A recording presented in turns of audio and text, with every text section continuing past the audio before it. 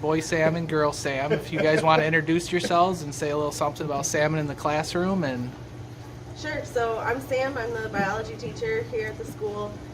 We do a lot of place-based education, trying to get the kids involved with nature and outdoor activities, really tying to the community, and just how do we get them involved with people in the community and projects in the community.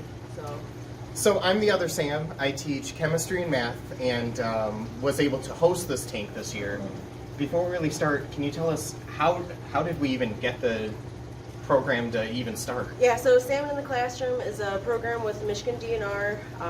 We start with 150 salmon eggs in the fall, and then we are able to raise them until the spring. Unfortunately, we have to release them a little bit early this year, but the goal of the program is for the kids to use the salmon as a learning tool. So we get to study nutrient cycling, we get to study life cycles, things of that nature. So it gives the kids a tangible resource in the classroom that they can work with. We can get the fish out if we wanted to and weigh them and make comparisons. At the release site, you're able to take measurements before you let them go. But it's a learning tool for the kids to experiment with. So, yeah, Sam? And it was one, too, when we had the tank, it was a lot of figuring things out as we went and making some creative adjustments. This is your first year. Yeah, this is our first year doing this one, so it really was completely new. I've done tropical tanks before, but never anything that required a chiller, so that one was very new. It was a lot of fun. We got sump working through our donations. Thank you so much. That was amazing. That made this possible. Got a chiller hooked up. Had the chiller leak. Yep. And with the full tank, managed to contain the water and get the chiller rehooked up. One of the other things we found is this tank has an amazing sump system, but the slots for it are just ever so slightly too big for baby salmon. So we went through a couple different designs, getting that set, came up with plastic trays glue gunned onto the top that worked really, really well. But you had talked before about the ways we can use it in the classroom. And that's really been a great thing for us, is it's been a cross-curricular thing for us. Chemistry has carried out a lot of the water testing, has been mapping those things. In our math classes, we've been looking at different ways and appropriate ways to graph our material and data that we get. And then there are a lot of students that, as they started figuring out what the sump did, of actually growing bacteria. Why are you growing bacteria? What do you mean you're growing bacteria? What crazy world are you in? It was really exciting to see. And I know there was one unit that you did in particular where you were looking at those and a couple students were like, wait, is that?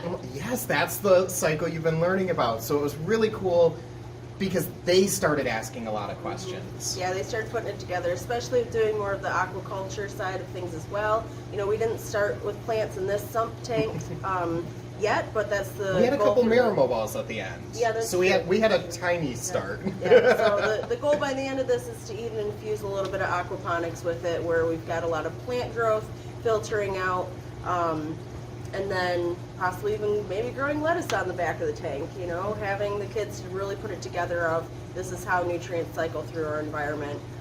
Fish do rely on plants, plants rely on fish, and it's just a cycle. So. And I'm excited too going forward. I want to get more with the plants. As we do that, then we can incorporate into chemistry the ideas of decomposition, different types of chemical reactions, and the fact that that's not an endpoint. Decomposition and breaking down is just the start of the next part of the cycle. And so, really looking forward to that. Yeah, it's an awesome program. That's something we can improve on next year, so. Yes. All right.